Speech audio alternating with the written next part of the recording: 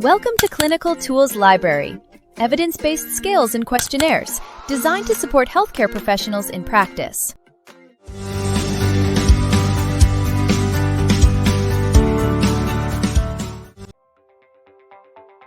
The Canadian Occupational Performance Measure assesses a person's self-perceived performance and satisfaction in meaningful daily occupations.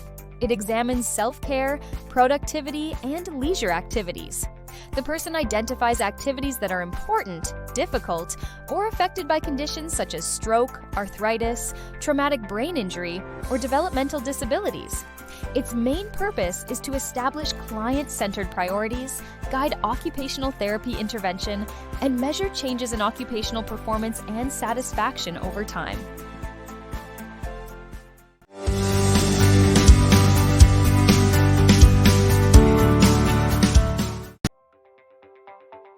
The Canadian Occupational Performance Measure is indicated for children, adults, and older adults with physical, developmental, neurological, psychological, or cognitive conditions that affect daily activities. It is most appropriate for patients who can identify meaningful occupational goals and report their perceived performance and satisfaction with communication adaptations when needed. The measure is particularly useful in rehabilitation, community care, mental health, and pediatric occupational therapy, where individualized, client-centered goal setting and evaluation of change are essential.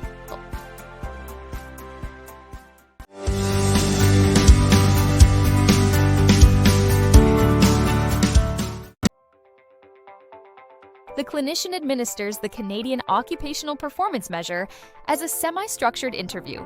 First, the client identifies difficulties in occupational performance across self-care, productivity, and leisure.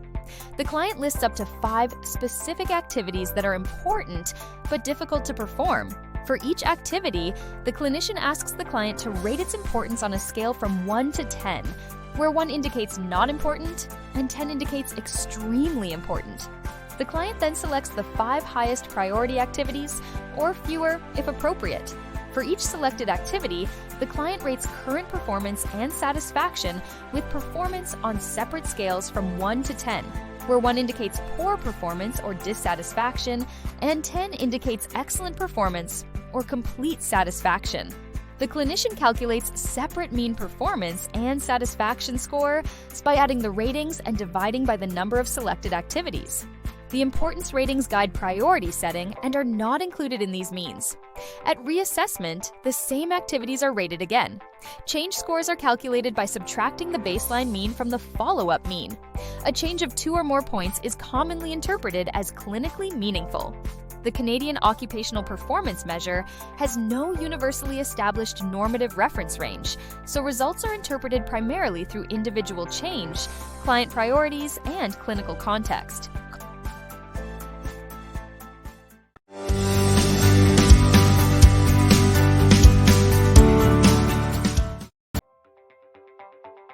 The Canadian Occupational Performance Measure does not have a single established sensitivity or specificity value because it is a patient-centered outcome measure, not a diagnostic test. Sensitivity is the proportion of patients with a true condition or meaningful change who are correctly identified. Specificity is the proportion of patients without that condition or change who are correctly classified. Research on the Canadian Occupational Performance Measure mainly examines responsiveness and validity rather than diagnostic accuracy. A change of 2 points is commonly interpreted as clinically important, but this threshold does not provide sensitivity or specificity. For example, sensitivity and specificity could be calculated only if a study compared this threshold with an independent clinical reference standard, such as a structured assessment of meaningful occupational change.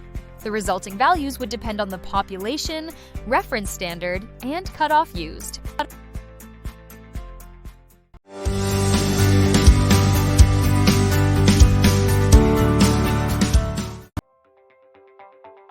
The Canadian Occupational Performance Measure was developed in Canada during the 1980s by Mary Law and colleagues within the emerging Canadian model of occupational performance and the profession's shift toward client-centered practice.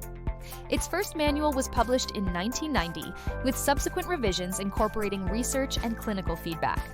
The measure uses a structured interview to identify activities that an individual considers important and asks the individual to rate performance and satisfaction on 10-point scales.